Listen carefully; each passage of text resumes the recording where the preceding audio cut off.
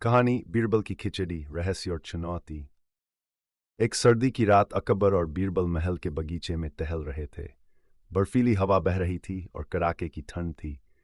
अकबर ने बीरबल से कहा, ऐसी ठंड में कोई भी रात भर नदी में खड़ा नहीं रह सकता। बीरबल मुस्कुराते हुए बोले, जहां चाह वहां राह। अकबर ने बीरबल की बातों को चैलेंज समझा और बोले, अगर कोई रात भर नदी में खड़ा रहकर दिखाए तो उसे मैं बड़ा इनाम दूंगा।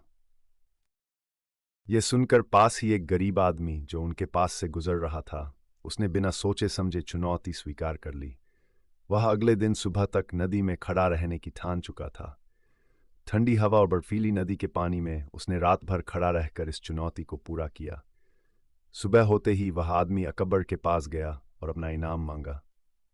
अकबर ने हैरान होकर पूछा, तुमने इतनी ठंड में कैसे सहन किया? गरीब आदमी ने जवाब दिया, महाराज, मैं दूर जलते हुए एक दीपक की लौ को देख रहा था और उसी से मुझे गर्मी मिल रही थी। अकबर ने तुरंत कहा, तुमने तो दीपक से गर्मी ली है, इसलिए तुम्हें कोई इनाम नहीं मिलेगा। यह सुनकर वह आदमी थोड़ा निराश हो गया। तभी बीरबल ने अकबर से, कुछ दिखाना चाहता हूं। अकबर ने हामी भर दी। बीरबल ने दरबार में एक बड़ा बर्तन मंगवाया और उसमें खिचड़ी बनाने की तैयारी शुरू की। बीरबल ने खिचड़ी को पकाने के लिए आग को बहुत दूर रखा ताकि वह पक ना सके। अकबर ने हैरान होकर पूछा, यह खिचड़ी कैसे पकेगी जब आग इतनी दूर है? बीरबल मुस्कुराते हुए बोले, बिल्कुल वैसे ही जैसे उस गरीब आदमी ने दीपक से गर्मी ली। अकबर को समझ में आ गया कि उस आदमी ने सिर्फ अपनी उम्मीद और मानसिकता से ठंड को सहन किया था। अकबर को अपनी गलती का एहसास हुआ और उन्होंने उस गरीब आदमी को इनाम देने का फैसला किया।